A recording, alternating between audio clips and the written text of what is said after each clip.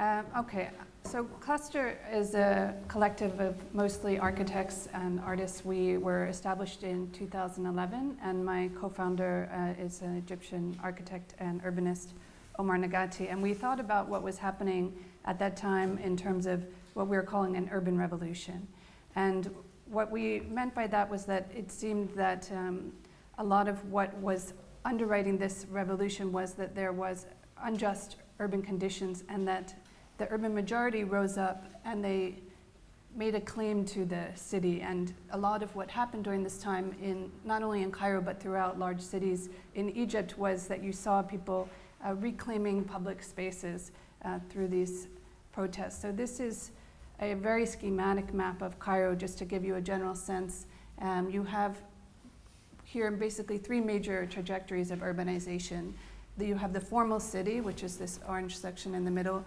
You have the more formal desert developments, which are largely funded through government subsidies. And then you have what is really the major urban condition right now, which is this encroaching urban informality in the red area. And this is where over 70% of the housing stock is in Cairo.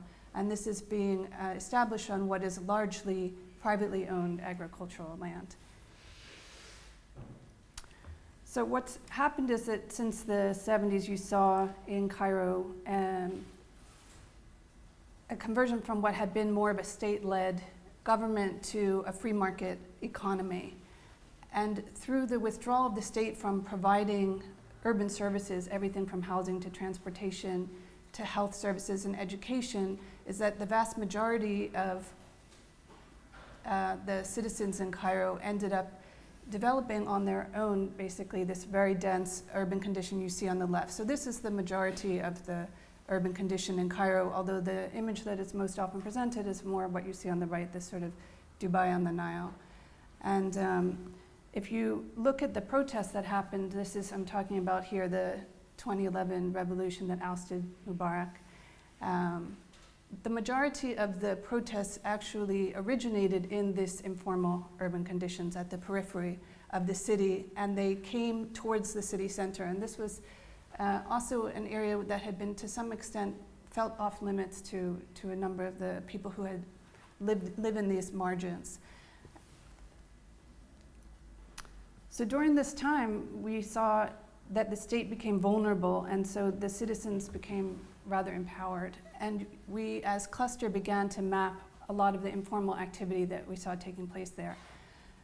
Cairo had always been marked by a certain amount of urban informality. This is an image from downtown Cairo, one of the passageways, and you'll see this encroachment on the right that's taking place through this is a market, fruit and vegetable market, but also what you see in the center, which is typically the thoroughfare. This is during the Friday prayer. People informally take over the street and use it as a prayer space. This type of activity had been taking place prior to the revolution, but during that time when the police and the authorities were really off the streets for over a year, almost 2 years, you saw just an increase in measure in kind in this type of informal development. And this allowed for a certain new freedom of expression. So this is a group called Red Tomato that were performing in the subways, something that would not have been imaginable prior to that time. And we also saw physical interventions take place. Again, these are things that had happened previously, but suddenly there was really just a major increase. So again, these informal areas that I was talking about, they were literally divided from the formal city through a ring road, which is the major highway in Cairo.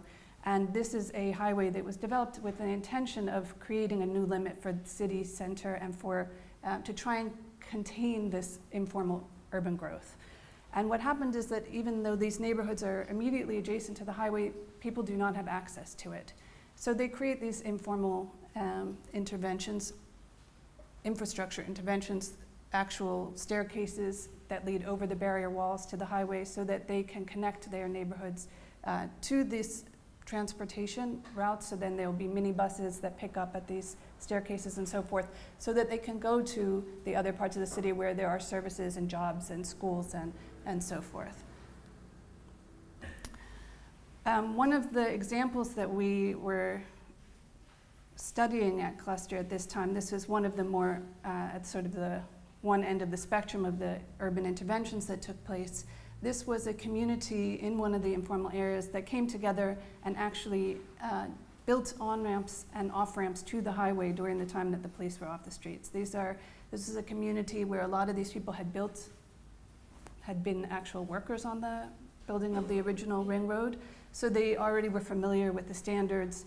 And I should say that even in the informal development, these areas are built without architects, without urban planning, and yet there's still there's an internal rule system and there's an internal knowledge to these communities. So here they pooled resources, they found cast-off street lamps, and they actually mirrored the other on-ramps and off-ramps, and they created access from their community to the highway. They also actually documented this process. So I'm going to show you, this is a video that was produced, if I can get it to play, by the community itself. So they had the foresight to document construction. I'm going to turn the sound down a little. It's very dramatic. And what they did was,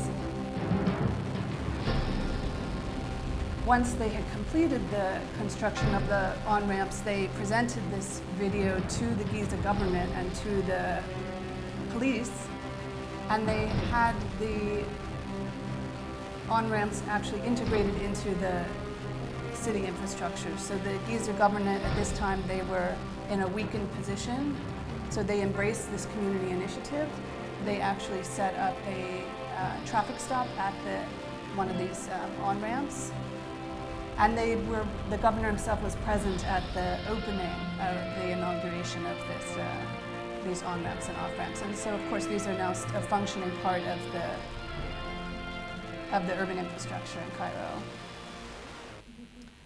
So this is just one example of the kinds of initiatives. So one of the things we're interested in at Cluster is this idea of how can we learn from informality, that it's not this sort of chaotic, the way that these informal areas are really depicted as being quite chaotic, that in fact there's internal rules and orders. So this at the top, this is an example of one of the prayers that took place in Tahrir Square during the revolution. And again, no one came and put lines in the ground. Everybody simply knows that there's a certain set of rules that organize space, that everyone stands in a line, you leave room in front and behind for the people next to you to pray, you face towards Mecca, and so there's this sort of informal bottom-up organization that takes place. And at the bottom, this is the urban fabric in the informal areas, and again, you'll see, even though it's built without urban planning, without architects, there is still a certain order that emerges.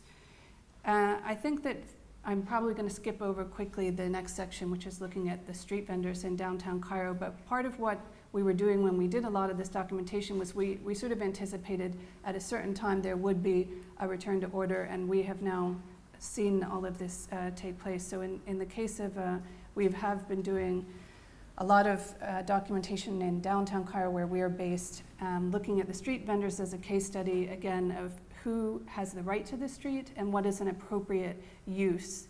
And this is an actual view from our office during that time when street vendors really took over the streets of downtown Cairo. And I'm just going to show you again quickly a video just to give you a feel for what was happening in Cairo at that time.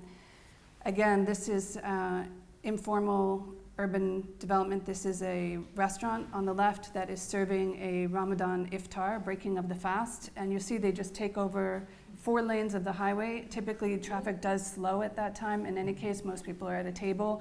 And, but it's very efficient, it's very organized, and it's synchronized because everybody needs to eat at the same time at sundown. And so this is the type of thing that you're seeing.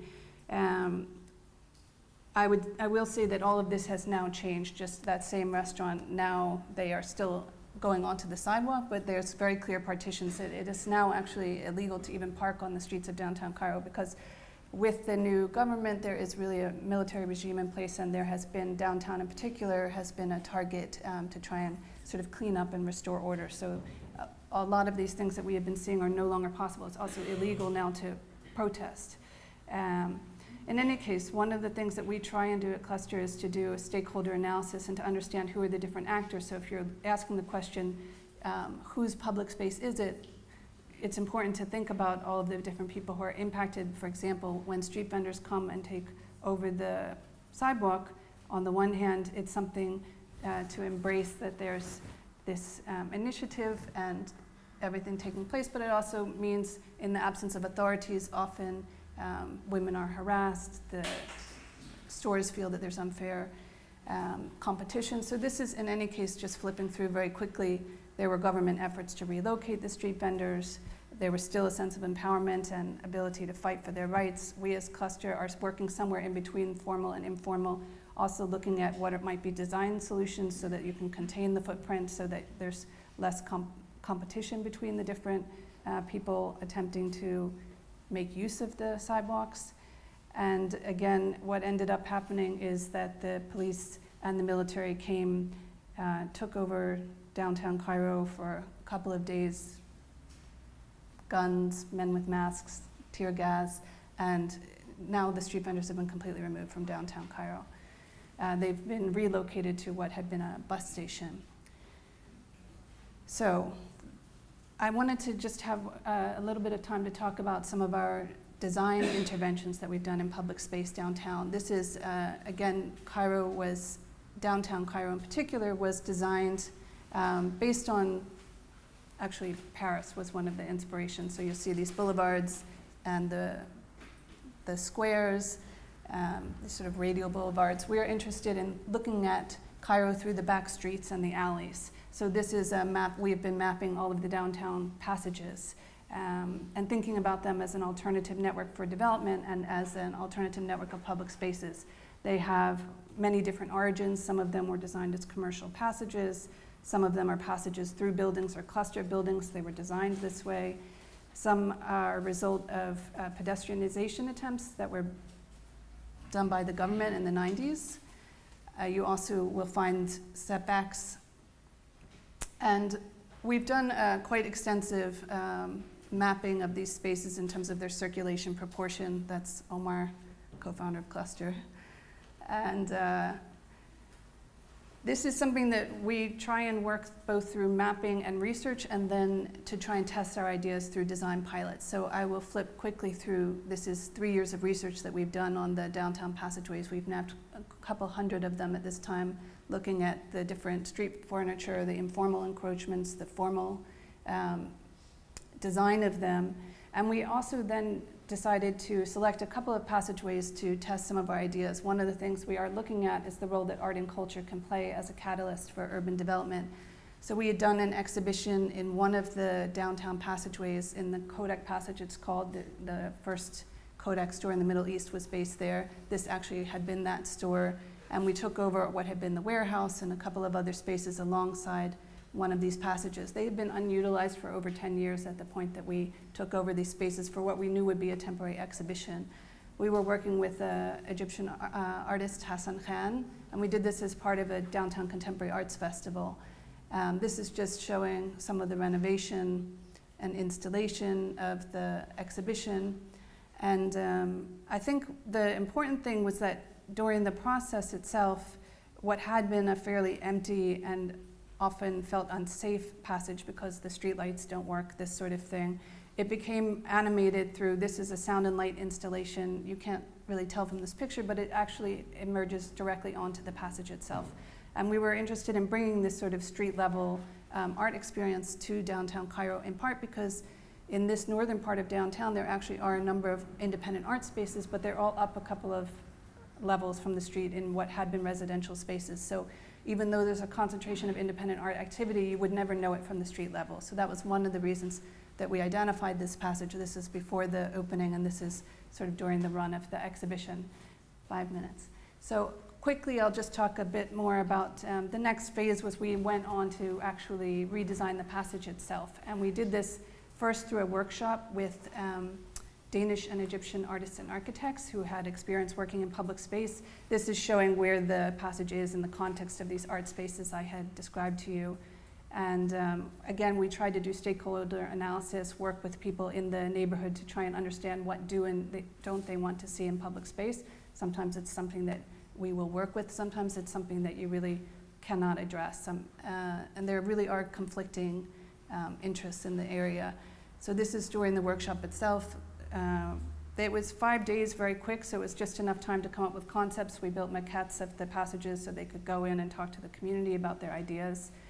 And We did 2 different passageways. Phillips was a nearby, had been more of a service alley, so it has a very different set of conditions.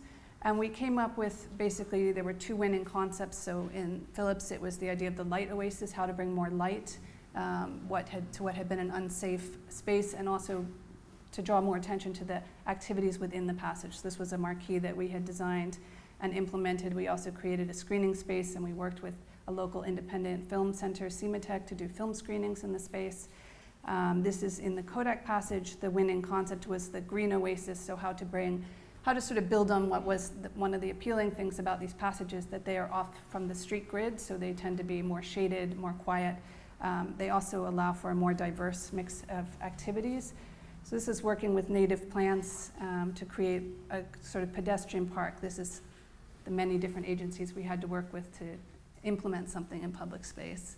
And so we at Cluster then took the concepts and we developed the designs and implemented this. So creating a custom walkway, benches with lighting to make these both a space where people can sit and stay and make use of the public space, and also make it a bit more well lit. We found one of the original, this is lamps from the 30s, and we refabricated it and installed it on both sides of the passage. And this is during the inauguration, which was in January of last year. And just to give you a feel, we then looked at sort of post-occupancy because we were interested in a more diverse, inclusive, accessible public space, and are pleased to see that, in fact, the usage has increased. People have picnics there. So a lot of different activities that have emerged since we've redesigned the passage. And a lot of this for us, again, is looking at where can we go from here. So we do these pilots to test our ideas, but ideally we are interested in scaling up and to try and think about this network of public spaces. So as a next phase of development, we've built a website where you can see all of the research that we've accumulated. That's the URL there, passageways.clustermappinginitiative.org.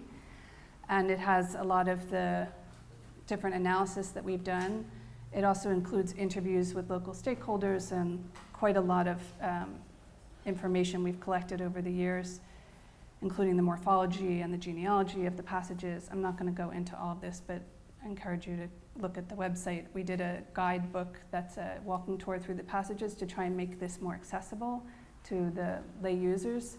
And now we're looking at mapping the rooftops, and a next phase of development, which we're just starting now, is to look at potentially a network of public spaces on the roofs, because again, now it's activity on the street level is quite controlled, so we're thinking about how can you make the rooftops more accessible. And we have also been looking at expanding the idea of art and culture downtown as a catalyst for development to include culinary culture, and thinking about ability to do rooftop urban gardens. This is just this past month during Ramadan, we held an iftar in the Kodak Passage, working with local chefs and working with, this is actually a restaurant on the corner that opened as a result of some of the upgrading that we had done. So we partnered with them to do this slow food iftar, working with local organic farms, and to try and also begin a conversation in the neighborhood about where are we going next, and trying to engage people sort of from the community in this effort. Thank you.